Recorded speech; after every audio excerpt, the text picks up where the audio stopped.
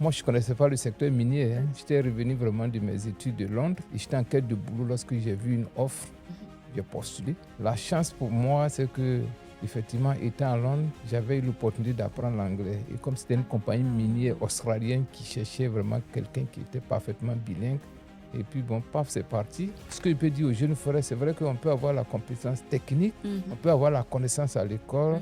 Bien sûr que nous sommes dans un pays francophone, mais toutefois qu'ils vont avoir l'occasion vraiment de s'imbiber vraiment de l'anglais, il faut qu'ils le fassent. Cherchez à aller au-delà vraiment de ce que vraiment on vous demande de faire. Ma première expérience c'est au niveau du site minier d'Agbaou. Et c'était la première fois vraiment d'avoir sur un site minier en Côte d'Ivoire où le directeur de département c'est un Ivoirien et tous ses collaborateurs sont des Ivoiriens. Je me souviens bien du nouveau DG qui est arrivé, il s'est dit mais attention, mais ce département est hyper jeune. Et puis c'est des nationaux, non, c'est pas possible. Il faut qu'on essaie vraiment de s'organiser pour trouver un expatrié. Je me suis dit non, que voilà une opportunité vraiment qui se présente à nous vraiment pour démontrer que nous sommes capables. Dans les mines, il y a un homme qui a bâti sa carrière pendant près de 2 décennies avec grâce et sagesse. Aujourd'hui, c'est un expert en santé, sécurité, environnement et développement durable reconnu en Côte d'Ivoire et dans la sous-région. C'est également un père, un repère, un mentor, un coach et même un modèle pour plusieurs générations de professionnels qu'il a formés, accompagnés, orientés avec bienveillance et avec amour. Parce que la future génération de professionnels du domaine des mines a besoin d'être préparée et surtout, elle a besoin d'avoir des modèles de qui s'inspirer. Je vous embarque aujourd'hui pour mieux connaître mon invité du jour qui s'appelle Monsieur Étienne Pascal. On décolle maintenant pour un voyage jusqu'au cœur des mines.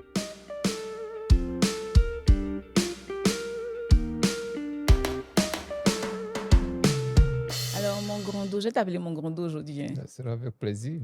Allez-y. D'accord. Donc, comment tu te sens actuellement? Je sais que tu voyages beaucoup, mais comment ça va? Comment tu te sens? Ouais, toujours relaxé, toujours vraiment plein d'énergie, toujours prêt à continuer vraiment le boulot, donc pas stressé. Ok, ça c'est super. Et comme j'ai dit, tu voyages beaucoup. Et moi, je voudrais savoir comment tu arrives à gérer la famille, madame, les enfants, surtout les enfants qui sont encore petits. Comment est-ce que tu arrives à gérer ça? Bon, aujourd'hui, je suis très épanoui parce que Dieu m'a donné vraiment une femme charmante, une femme vraiment qui est très, très, Que très, nous saluons. une femme vraiment très, très, très compréhensive, ouverte et vraiment qui est engagée vraiment dans la communication. C'est vrai que les mines ne sont pas en ville, les mines sont en zone rurale, donc tout le temps, il faut être vraiment au cœur du système, il faut être vraiment sur le terrain pour accompagner vraiment les opérations. Mais aujourd'hui aussi, les nouvelles technologies font que même si on n'est pas à la maison, étant sur les sites, au quotidien, nous échangeons, nous accompagnons beaucoup les enfants. Moi, je les aide à distance aussi, vraiment souvent faire les devoirs de maison. Et madame, vraiment, qui est au quotidien avec eux, elle les accompagne aussi. Donc, chacun à son niveau est épanoui. Voilà. Super. Et justement, pour revenir au sujet du conjoint, donc tu parles de la grâce que Dieu t'a fait d'avoir une femme qui te comprend. Est-ce que tu dirais à une personne qui voudrait intégrer le domaine que le choix du conjoint est quand même important, primordial, on va dire capital même en fait? Oui, en tout cas, le choix est capital parce que, au risque de me répéter, les mines sont en zone rurale et tout le temps on est parti. Donc, si tu n'as pas la chance vraiment d'avoir une femme vraiment qui est compréhensive, vraiment, qui est résolument engagée à t'accompagner, parce qu'on connaît un peu le milieu, c'est un milieu un peu stressant. Donc, une fois que vraiment tu es sur le terrain, effectivement, tu as besoin vraiment d'avoir l'esprit ouvert, l'esprit tranquille, tout en sachant qu'à la maison, vraiment, tout est sous contrôle. Et même quand tu es de repos, que tu rentres à la maison aussi, tu ne peux pas transférer vraiment le stress du boulot à la maison. Donc, quand tu arrives, voilà, avec vraiment le concours de tout le monde t'accompagne, papa est là, vraiment tout le monde a tes petits soins. Et donc, ça te permet vraiment de te ressourcer et de repartir vraiment pour les prochaines étapes. Ok, d'accord. Et bon, on parle des mines. Moi, il y a une question qui me revient beaucoup et je pense que tu as dû la recevoir aussi plusieurs fois. la question de savoir comment intégrer le domaine. Je sais que chacun a son expérience, chacun a son opportunité, mais aujourd'hui particulièrement, je voudrais que tu puisses nous partager comment toi, tu as débuté dans les mines, comment ton histoire d'amour a débuté avec le domaine des mines. Bon, moi, je ne connaissais pas le secteur minier. C'est Ok, depuis 2007. ok. Waouh, Effectivement, j'étais revenu vraiment de mes études de Londres. ok. Et j'étais en quête de boulot lorsque j'ai vu une offre. Mhm. J'ai postulé. D'accord. Et puis, bon, je suis allé à l'entretien. Quand je suis arrivé, apparemment, on était deux vraiment sur le poste. Un Ivoirien qui avait fait pratiquement toutes ses études en France dans le domaine de santé-sécurité. Ok, C'est vrai que moi, je venais d'arriver de Londres avec un master dans le domaine environnement. Bon, ok. l'interview a eu lieu et puis bon, la chance pour moi, c'est que, effectivement, étant à Londres, j'avais eu l'opportunité d'apprendre l'anglais. Et comme c'était une compagnie minière Ah, australienne qui cherchait vraiment quelqu'un qui était parfaitement bilingue, et puis bon, paf, c'est parti. Et puis bon, quand on est arrivé sur le terrain, bon, avec le temps, les choses ont continué comme il fallait. waouh, c'est impressionnant. Et tu as parlé de quelque chose, tu as parlé du fait que tu parlais anglais. Donc, quelles sont en fait les compétences ou les valeurs en plus qu'un jeune aujourd'hui qui désire intégrer le domaine des mines doit avoir, doit, voilà, avoir en fait. Oui, j'ai parlé de l'anglais parce que, comme vous le savez vous-même, la plupart des compagnies minières vraiment qui opèrent dans le monde sont des compagnies minières anglophones. Bien sûr Mhm, qu'il y a des compagnies minières francophones. mhm, Donc aujourd'hui, surtout en Côte d'Ivoire, dans la zone ouest africaine, on a des compagnies australiennes, des compagnies sud-africaines et mhm, américaines. mhm. Donc si tu as la chance, franchement, d'être parfaitement bilingue, ça facilite vraiment la communication, ça Ok. facilite vraiment ton intégration. Donc, l'anglais. Mhm, Voilà, ça mhm, facilite ton intégration parce que tous les documents, tous les rapports qu'il faut, que mhm. nous faisons, il faut les transférer vraiment au plus haut niveau. Et donc, Si. bien qu'on le fait en anglais vraiment pour répondre aux besoins vraiment du national, Mhm, mais aussi vraiment la plupart des actionnaires, vraiment le mhm, conseil d'administration qui se retrouve de l'autre mhm, côté. Donc, oui, l'anglais, vraiment, moi, ce que je peux dire aux jeunes frères, c'est vrai qu'on peut avoir la compétence technique, on mhm, peut avoir la connaissance à l'école. mhm. Bien sûr que nous sommes dans un pays francophone, mais toutefois qu'ils Ok, vont avoir l'occasion vraiment de s'imbiber vraiment de l'anglais, il faut qu'ils le ok. fassent. Moi, j'ai eu pour repère, pour référent, pour modèle, Mhm.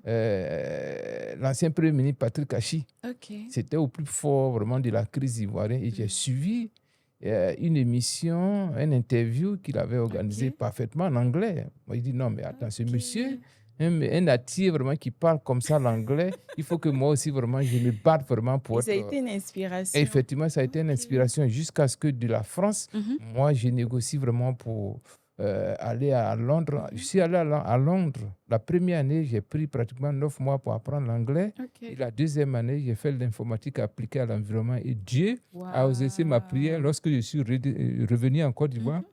j'ai commencé avec un groupe mini australien. C'est Donc, ça m'a ça. donné l'opportunité vraiment de pratiquer vraiment ce que j'étais parti apprendre, que ce soit au niveau de l'environnement et aussi au niveau de la langue. Waouh. Donc, les compétences techniques sont importantes Bien qu'on sûr, apprend à bien l'école. sûr, L'anglais bien et sûr. quelle autre aussi compétence on Oui, quand on pourrait... arrive sur le terrain, il faut que tu sois quelqu'un vraiment qui s'adapte au contexte. D'accord. Généralement, S'adapter. dans le milieu professionnel, souvent, il faut allier des alliances tactiques. Pas des Ok. alliances vraiment dans l'optique de faire du mal aux autres, mais Hmm, quand tu arrives franchement dans un système, il faut savoir vraiment à qui s'allier vraiment pour hmm. pouvoir progresser. Ok. Donc, moi, ce que je peux dire aux jeunes frères, lorsque Mhm, vous arrivez, mhm. soyez audacieux. Ok. Cherchez à aller au-delà vraiment de ce que vraiment on vous demande de faire. Ok. Soyez vraiment, ayez cette soif vraiment de l'apprentissage parce que nous autres, ce que nous faisons dans le domaine de la santé, sécurité, environnement et Mhm, développement durable, mhm. c'est un métier transversal. Ok. Lorsqu'on arrive sur un site minier, Mhm. nous travaillons avec tous les départements. C'est ça. Donc, quand tu prends ton job description, on ne te Mhm, dit pas non que quand tu vas arriver, tu vas travailler avec les gars de la géologie, les gars du mhm, parc à résidus, les gars de mhm, l'usine. Mais c'est toi vraiment dans la découverte, tu te mhm, dis que, ah, attention, pour pouvoir vraiment comprendre les risques auxquels les gens sont exposés, pour mhm, pouvoir mhm. les aider à protéger leur vie, il faut que vraiment je sois avec eux sur le terrain pour connaître de A à Z ce qu'ils font. Ok. Et ça, cette approche-là te permet franchement d'être enrichi à tel point que quand tu es là, il n'y a pas une question qui peut venir de n'importe où qui peut te surprendre. C'est ça. Parce que euh, tu as une parfaite connaissance vraiment de tout le l'ensemble site, des de opérations. l'ensemble des C'est, opérations. c'est, Voilà. c'est. D'accord. Alors, je vais revenir. Bon, vous avez parlé du fait que un expert en santé sécurité au travail, il doit quand même savoir s'adapter et puis comprendre que son activité est plutôt transversale. Et Exact. donc, moi, je voudrais demander, est-ce que vous avez déjà eu dans votre carrière euh, un échec ou une opposition marquante qui vous a fait vous rendre compte de l'importance, en fait, de promouvoir la culture santé-sécurité au travail, la durabilité. Est-ce que vous avez déjà eu une expérience particulière ou deux, je ne sais pas. Bon, des échecs, moi, je n'appellerais pas ça des échecs, mais ça a D'accord, été vraiment des opportunités vraiment d'amélioration, des super. situations qui m'ont poussé à aller au-delà de moi-même. Ok, ok. Et je n'appellerais pas ça vraiment échec parce que ça ne s'est pas produit. Ma première expérience, c'est au niveau du site minier d'Agbaou. Mhm, Effectivement, j'étais arrivé franchement du Burkina Faso mhm, et c'était la première fois vraiment d'avoir sur un site minier en Côte d'Ivoire mhm, où le directeur de département, c'est un Ivoirien mhm. et tous ses collaborateurs sont des Ivoiriens. C'est ça. Et je me souviens bien du nouveau DG qui est arrivé. Il s'est dit, mais attention, attends, mais ce département est hyper jeune. Et Mhm, puis c'est des nationaux. Non, c'est pas possible. mhm, Il faut qu'on essaie vraiment de s'organiser pour trouver un expatrié. mhm, Et moi, je n'ai pas pris ça comme un échec. Un mhm, échec. mhm, Je n'ai pas pris ça comme aussi un choc. mhm. Mais je me suis dit, non, que, voilà une opportunité vraiment qui se présente à nous vraiment pour démontrer que C'est ça, nous les sommes capables. nationaux, oui. Et je Mhm, vous assure que j'ai réuni mes collaborateurs, je leur ai présenté la situation pour dire, les gars, voilà la situation. Voilà vraiment les intentions du DG. Qu'est-ce qu'on fait? On reste les bras croisés pour qu'on nous envoie quelqu'un vraiment qui va gérer le département. Pas mhm, qu'on est contre, on n'est pas du tout contre, ou bien mhm, on se met au travail. mhm. Mais je pense bien que la suite m'a donné raison parce qu'à la fin de l'année, notre département a Ouais, été élu comme vraiment le meilleur département. c'est ça. Et vraiment, je pense bien que ça a été avec la contribution de tout le monde parce que les jeunes vraiment m'ont compris. Donc, partout où je passe, que ce soit au Sénégal, sur le site minier de Yaouré, aujourd'hui, je suis en Éthiopie, je suis vraiment au Mali, moi, je ne rencontre pas vraiment d'échecs. Je ne rencontre pas d'échecs, même ce que peut-être que d'autres peuvent appeler échec. Moi, je me dis non, que ouais, si peut-être qu'il y a un obstacle, c'est que quelque part, je ne suis pas encore outillé. Ok. Donc, toutefois qu'il y a une situation qui se présente devant moi, je prends un peu de recul vraiment Mhm, pour analyser. Même si je ne peux pas vraiment déplacer l'obstacle, mhm. j'essaie vraiment de De contourner. contourner.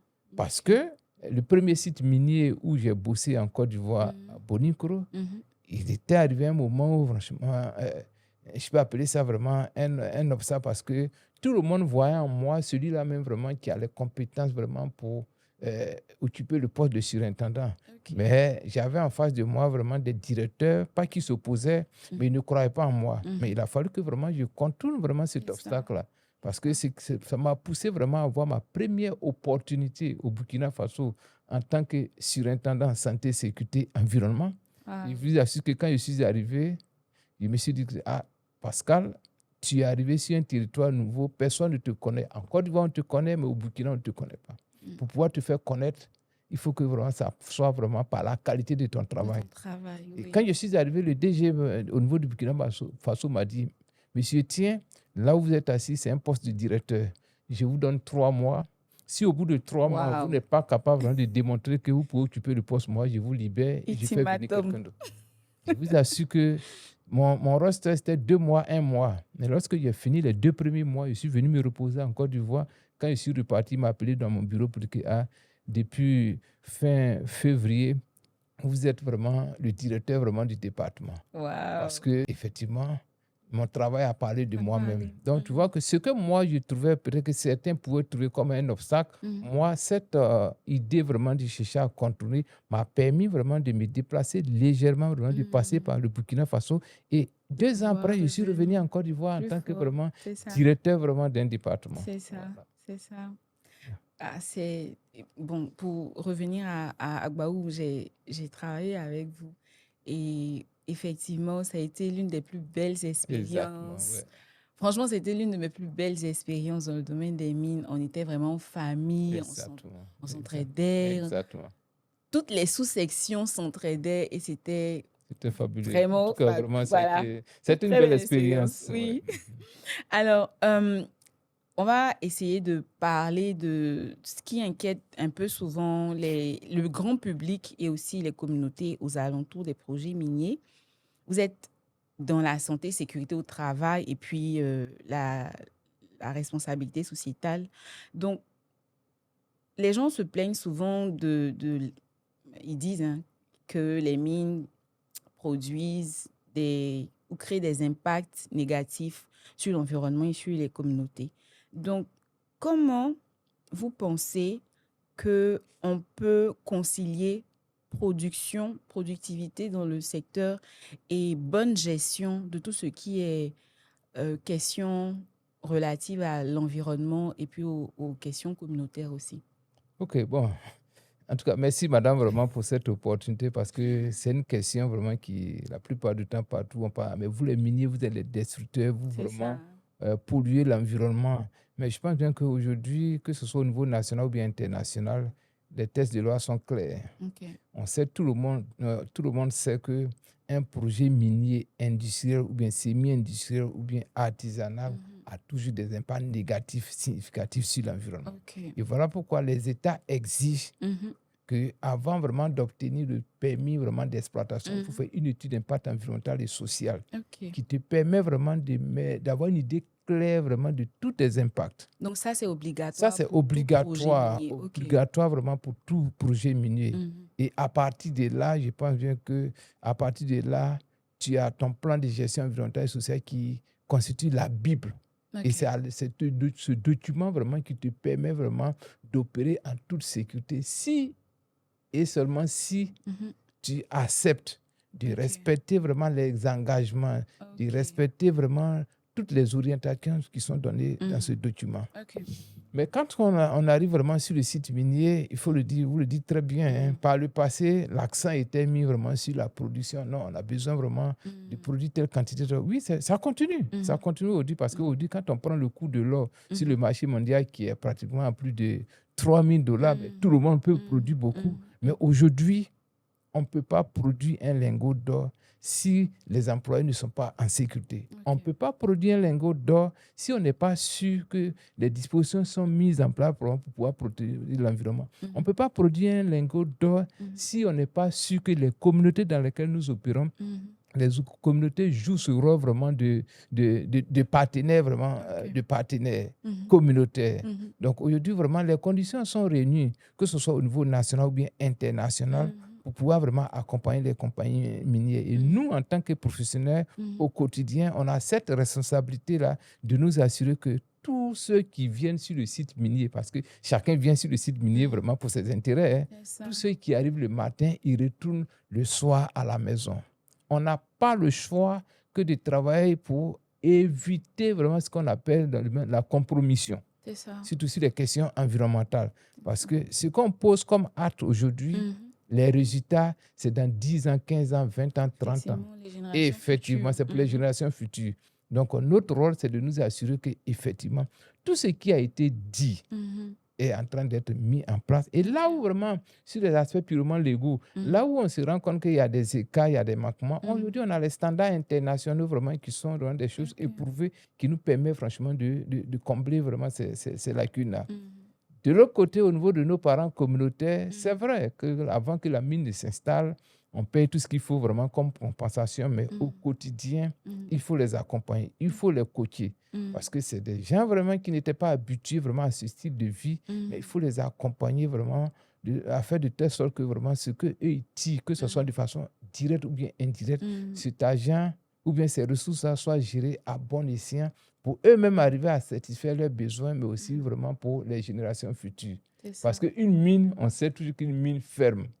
Mais le jour où la mine va fermer, il faudrait qu'on arrive à démontrer qu'on a laissé un héritage lourd. Mais cet héritage-là, ce n'est pas seulement la compagnie minière vraiment qui construit, mais c'est de concert vraiment avec les communautés. Et je pense bien qu'aujourd'hui, la Côte d'Ivoire est très bien engagée parce qu'en termes de tests de loi, même dans la zone ouest africaine, les pays se parlent vraiment, on a la chance vraiment de sortir un peu, on travaille sur les sites, on sait les efforts vraiment qui sont en train d'être faits pour pouvoir permettre au pays de profiter véritablement de l'exploitation des ressources minières. Ok. D'accord. Vous avez parlé de thèse de loi. Mhm. Je sais qu'au Ghana, par exemple, ils ont, pour le domaine des mines spécifiquement, ils ont en tout cas un ensemble de lois rédigées, etc. Euh, En Afrique du Sud aussi, en Australie, en Angleterre, etc. Est-ce qu'en Côte d'Ivoire, on peut dire qu'on a des textes, parce que vous avez parlé de textes internationaux, c'est bien, mais est-ce qu'en Côte d'Ivoire, on a des textes spécifiques pour le domaine des mines ou pour le HSE dans le domaine des mines? Est-ce qu'on en a ou bien est-ce que c'est quelque chose qui est prévu?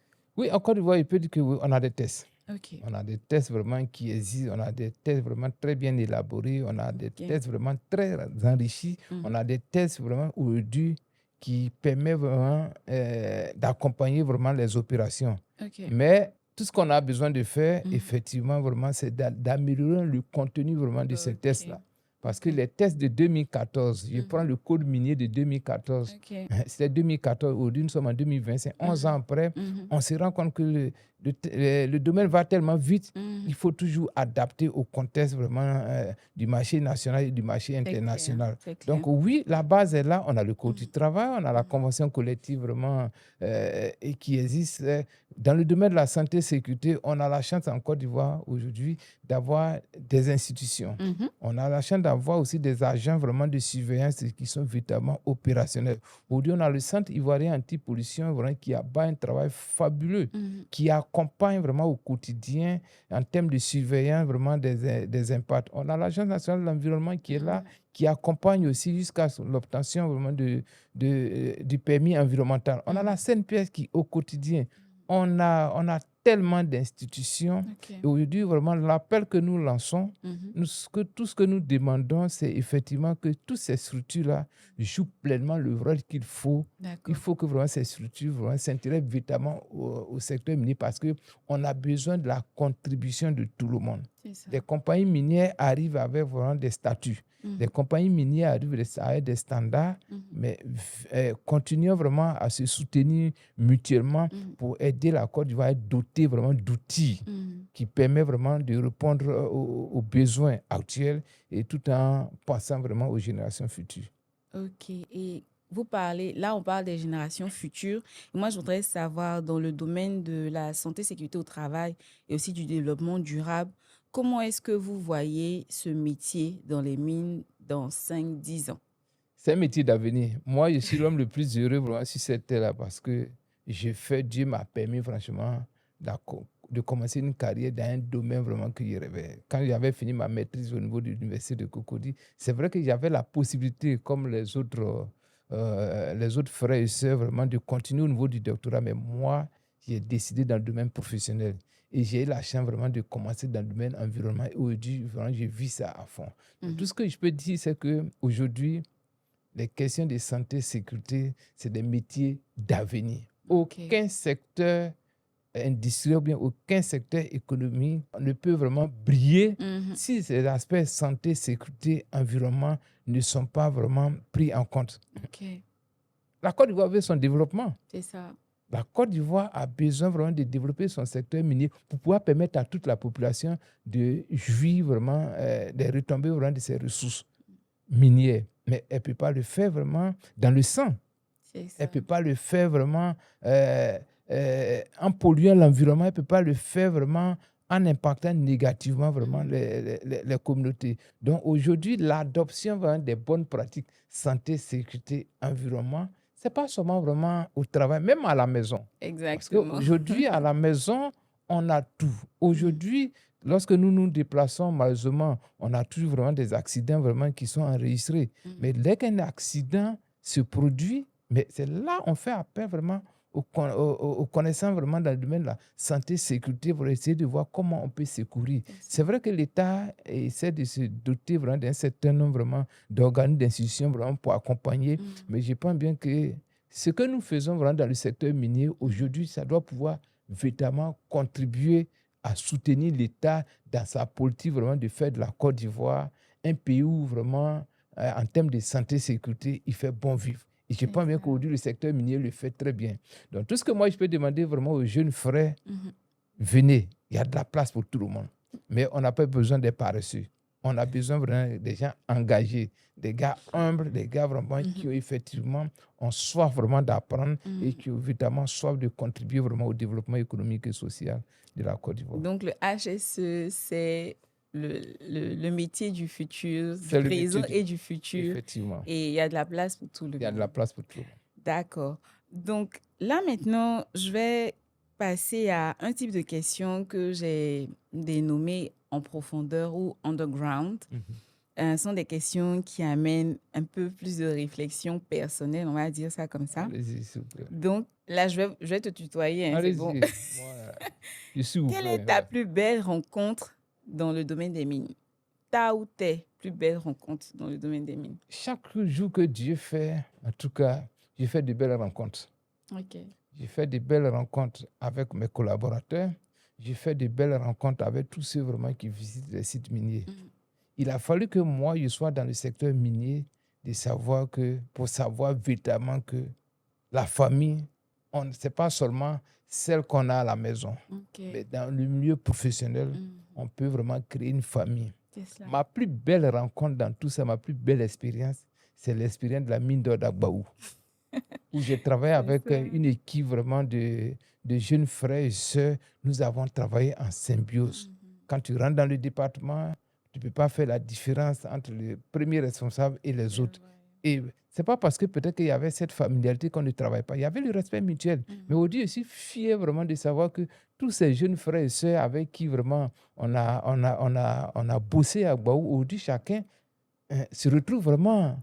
On a mademoiselle Christelle Amman qui aujourd'hui se retrouve en tant qu'expert international au niveau de Montréal. On a M. Kassoum Ouattara qui est vice-président santé et sécurité Endeavor. M. Franck Até aujourd'hui vraiment qui est le directeur HSE au niveau de Endeavor. M. Stéphane Koua vraiment qui est le manager environnement. Frédéric Nembo, Agueyi. En tout cas, franchement, ça a été l'expérience. Sans oublier aussi, quand je sors aussi, je viens de l'Éthiopie parce que la compagnie pour laquelle je travaille, nous sommes en train d'ouvrir vraiment un site au niveau de l'Éthiopie. Mais lorsque je suis arrivé, la symbiose, pas plus tard qu'avant-hier, j'étais au Mali, à Sadiola, où j'ai présenté notre standard de performance environnementale. Mais à l'origine, j'étais parti pour 30 minutes, mais pour une question de temps, le DG a dit, bon, ok, monsieur, tiens, on ne peut que vous accorder 5 minutes. Mais l'Esprit de Dieu est tellement bien descendu en moi qu'en 5 minutes, j'ai pu vraiment rassembler vraiment tout, à tel point qu'à la fin, mais monsieur, tiens, mais vous avez fait une belle présentation. Non, donnez-nous votre contact. Vraiment, on sent que vraiment vous vivez la chose. Donc, tu vois, à chaque jour que Dieu fait les rencontres, voilà. Donc, aujourd'hui, vraiment, j'ai un carnet d'adresses, un réseau au niveau national et international qui est bien fourni parce que à chaque fois que vraiment j'ai l'occasion vraiment d'être en contact avec quelqu'un, j'essaie de voir ce qu'on peut vraiment partager ensemble. Parce que je le dis toujours, Dieu ne fait rien au hasard. Quand Dieu met deux personnes ensemble, il est le seul à savoir vraiment ce qu'il peut partager. Donc, pour moi, une rencontre sur un site minier ou bien en dehors, pour moi, c'est un trésor.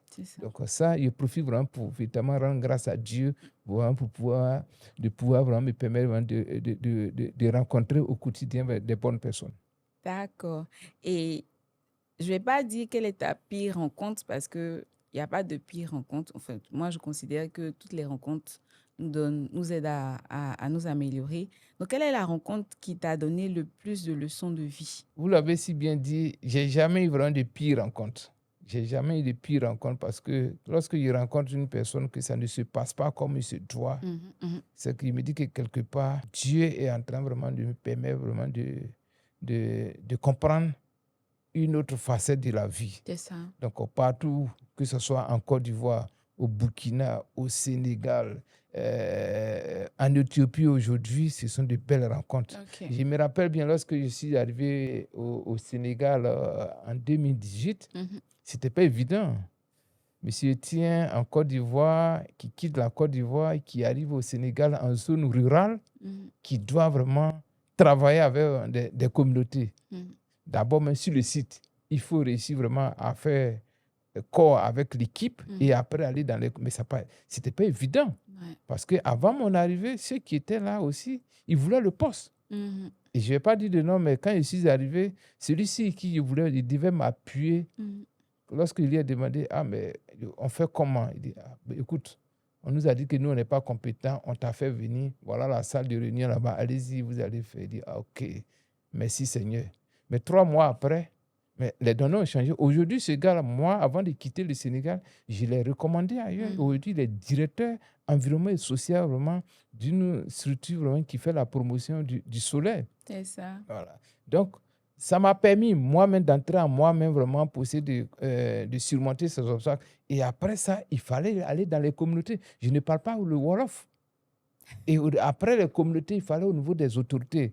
Mais Dieu m'a toujours vraiment rempli de sagesse à tel point que ce que moi, au départ, je peux trouver comme défavorable, j'arrive à transformer ça en favorable pour essayer de voir qu'est-ce qu'on peut partager, qu'est-ce qu'on peut construire ensemble. Aujourd'hui, je suis ici, mais je suis en contact au quotidien avec vraiment ces collaborateurs au niveau du Sénégal. Et moi, je ne peux qu'être heureux. D'accord. Donc, on va parler de finances. Yeah. Quelle a été ta plus grosse dépense faite dans toute ta carrière? Parce que tu as près de 2 décennies. Hein, donc... Oui, mais bon, moi... Et tout le monde dit que dans les mines, c'est l'argent. Donc, quelle était tu penses, ta plus grosse, ta plus folle dépense? Non, bon, je ne sais pas si je peux appeler... Bon, si c'est en termes d'investissement, moi, aujourd'hui, le peu que je gagne dans le secteur me permet vraiment d'investir sur moi-même, d'investir aussi vraiment pour ceux qui sont autour. Donc, quand tu dis investir sur toi, c'est quoi, des formations? Effectivement, moi, je n'hésite pas. Je n'hésite pas à payer. Je me rappelle que j'ai payé pratiquement autour de 14 millions de francs CFA pour une formation en une année pour me permettre vraiment d'être à un certain niveau. Et ça, je l'ai fait sous fonds propres. C'est ça. Voilà, donc ça, en termes vraiment d'investissement sur moi-même, voilà ce que je peux dire vraiment, le plus gros montant que j'ai payé moi-même vraiment de mes proches. Maintenant, bon, les autres investissements, bon, ça contribue vraiment à mon épanouissement personnel et surtout à l'épanouissement aussi de ma famille. D'accord. Et ta plus belle réalisation? Moi, c'est le fait vraiment de savoir que professionnellement parlant, aujourd'hui, je suis fier de moi-même. Je suis fier de savoir que tous les jeunes frères avec qui vraiment je travaille, on arrive vraiment à construire quelque chose et puis arrive à leur permettre d'être là où il faut. Quand j'ai parcouru aujourd'hui la Côte d'Ivoire, quand je suis assis et qu'on m'appelle ou bien j'appelle les jeunes frères parce que celui-là, des techniciens aujourd'hui, les managers, non, ça vraiment, je dirais que c'est le plus gros cadeau que vraiment Dieu me fait. Et ça, vraiment, ça me permet vraiment de rajeunir davantage. D'accord. Maintenant, quel est le meilleur conseil que tu as reçu en début de carrière et qui t'a vraiment aidé et guidé? Je me rappelle comme si c'était hier, c'était sur le site minier de Bonikro. Effectivement, moi, je suis arrivé de l'Angleterre avec mon master. J'ai commencé avec un niveau de salaire. Et au fur et à mesure, pas forcément qu'on était dans le même service, mais j'ai trouvé que ce salaire était peu. Et que même, il y a des gens même que moi, je supervisais, qui étaient en dessous de moi, qui étaient plus payés que moi. Et un jour, je me plaignais, il était pratiquement en larmes. Ce Ghanéen, je ne me rappelle plus de son nom, c'était un consultant ghanéen qui était venu du Ghana pour faire un travail sur le site. Et quand il m'a approché, il m'a tapé sur l'épaule pour dire que, mon frère, my brother, don't cry, stop, continue de travailler parce que c'est ton travail qui demain vraiment va te faire oublier ça. Et donc, ce conseil, c'est quelque chose que j'essaie au quotidien de mettre en pratique. En son temps, il n'avait pas compris. Les mines, ce n'est pas la connaissance académique. La mine, ce n'est pas les diplômes vraiment que tu emmagasines, mais qu'est-ce que tu es capable vraiment d'apporter au moment où on a besoin de toi. Ça. Et le fait que vraiment ce jeune Ghanéen soit venu vers moi pour dire non, que essuie tes larmes, mets-toi au travail, que où tu es arrivé, ton destin, ton avenir est dans ta main. Ce n'est qu'à travers le travail bien fait que tu pourras t'épanouir. Et aujourd'hui, vraiment, je dirais que je récolte les fruits vraiment de ce conseil que vraiment j'ai intégré à moi. C'est ça. Madame, vous êtes assis, le destin est chacun dans sa main, voilà. D'accord. OK. L'un de tes plus grands regrets? Bon, je n'ai pas de regrets. OK. Je n'ai absolument pas de regrets parce que moi, je me dis que Dieu a un plan pour tout un chacun. OK. Tout ce qui arrive vraiment dans la vie d'un homme, c'est le plan de Dieu. C'est ça. Il faut éviter des comparaisons. Il faut éviter vraiment les raccourcis. Je n'appellerai pas ça regret parce que souvent, quand j'avais commencé ma carrière, je me disais, mais attends, monsieur, tiens, vous êtes de Bongouanou, vous êtes à Abidjan, mais pour venir à Iré, pour connaître la ville de Iré, il a fallu que tu passes par l'université de Cocody, tu ailles en France, en Angleterre, pour venir travailler vraiment à Iré. Parce que Iré a été vraiment la localité où j'ai commencé vraiment ma carrière professionnelle. Donc aujourd'hui, ce départ-là m'a permis vraiment de comprendre que non, on ne fait jamais de mauvais choix.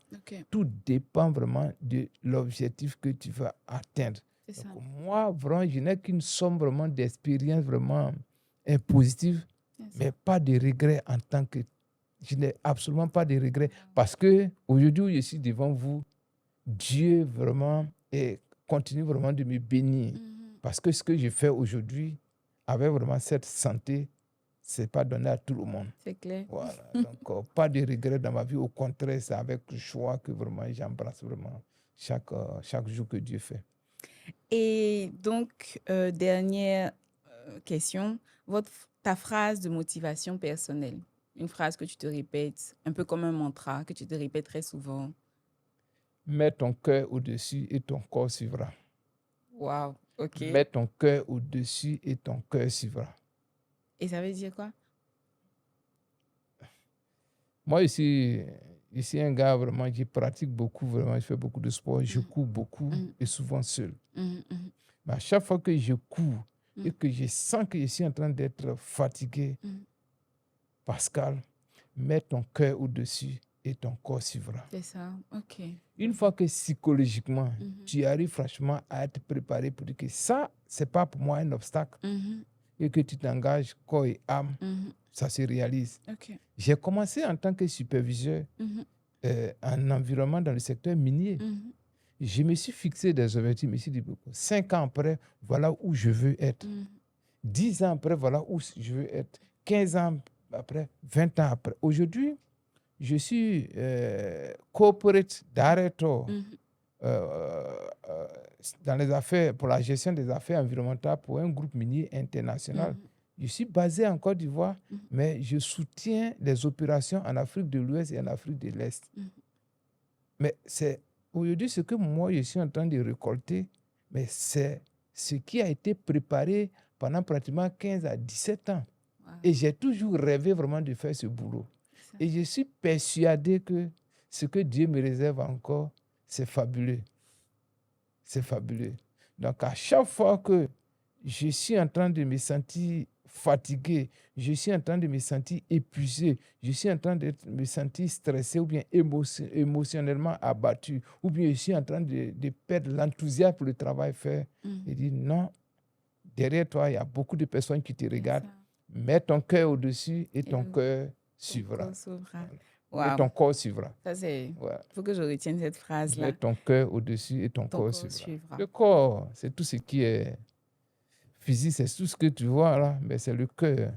Tant que tu veux quelque chose, que tu t'engages, corps et âme, forcément, tu l'obtiens. D'accord. En tout cas, on vient de finir. Merci beaucoup pour tout ce que tu as partagé. Moi, surtout la phrase de... le fait de savoir qu'on n'a pas d'échec, on n'a pas de regrets, mais vraiment, Dieu positionne tout pour nous. Et Dieu réoriente, même dans nos erreurs, Dieu nous réoriente pour qu'on puisse avancer. Et aussi le fait de s'auto-motiver avec cette phrase, ce mantra de mettre son cœur au-dessus et le corps suivra, c'est vraiment important, impactant pour moi et c'est vraiment des éléments clés que je vais retenir. Alors, on a fini. Donc, est-ce que tu as un mot de fin, une dernière phrase, quelque chose que tu veux dire? Moi, je voudrais vous dire sincèrement merci. Merci sincèrement pour cette opportunité. Ça avait plaisir, ça avait plaisir lorsqu'on est sollicité vraiment pour essayer de partager son expérience. Donc, moi, mon souhait, c'est que la Côte d'Ivoire, véritablement, soit un pays minier où les questions de santé, sécurité, environnement et relations communautaires vraiment sont gérées comme il se doit. Et je pense bien que les bases sont très bien posées. Okay. Aujourd'hui, la petite expérience qu'on a, on essaie vraiment d'encadrer les jeunes frères. Donc, tout ce que je peux demander aux jeunes frères, cherchons à aller au-delà vraiment de ce que nous faisons. Soyons déterminés, soyons disciplinés, soyons humbles. Parce que la petite erreur que souvent nous commettons lorsqu'on commence dans le secteur et On sent qu'on commence à être aimé parce qu'on fait de bonnes choses, ou bien on a de l'argent qui rentre, on commence à avoir la grosse tête. Non. Parce que vous aviez parlé des rencontres.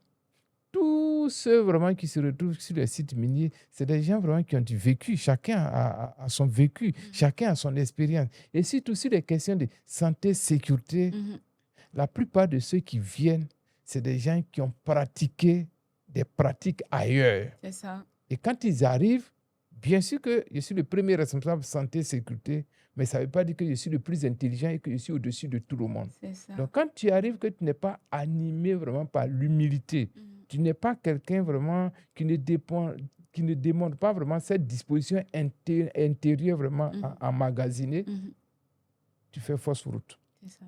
Je l'ai toujours dit, Dieu dote chacun d'un sac. C'est ça. Et ce sac-là, c'est à l'intérieur de ce sac-là que Dieu met les grâces, les bonnes choses. Donc, toutefois que vous avez l'opportunité d'aider, cherchez à aider sans attendre quoi que ce soit en retour. Donc, quand Dieu te donne les grâces, quand Dieu te donne vraiment les chances, et que vraiment, toi, tu partages autour de toi, ça donne tout. C'est comme si tu es en train de vider le sac et ça permet à Dieu toujours de remplir le sac. Sur le terrain professionnel, on rencontre tout type de personnes. C'est clair. Mais arrangeons-nous dans notre progression de ne pas piétiner les autres. Arrangeons-nous dans notre progression de ne pas chercher à casser l'autre, de ne pas chercher à faire du mal. Parce que c'est des détails qui comptent. C'est ça. Tant que tu es là, tant que tu as le pouvoir et que tu penses que tu peux le partager, il faut partager sans rien. Mais arrangeons-nous de faire moins de mal. Arrangeons-nous de ne pas piétiner les autres dans notre progression. Parce que nous sommes des directeurs, nous sommes en haut, mais c'est nos collaborateurs en bas qui nous soutiennent. Donc, ceux qui te soutiennent, si tu les piétines, il suffit que vraiment, eux, ils se dégagent et que tu chutes. Et comme on le dit dans le jardin ivoirien, tout laisse. Rien n'est éternel. Tout laisse. Tout laisse. Voilà. En tout cas, merci beaucoup, monsieur Etienne. C'est merci aussi à vous d'avoir pris le temps de suivre cet épisode. Merci pour la force que vous continuez de nous donner tous les jours. N'hésitez vraiment pas à vous abonner, à liker, à partager. Partagez surtout à quelqu'un qui voudrait nous rejoindre dans le domaine des mines. Et je vous dis à bientôt pour un prochain épisode. D'ici là, happy day, happy mining. Merci. Merci, madame.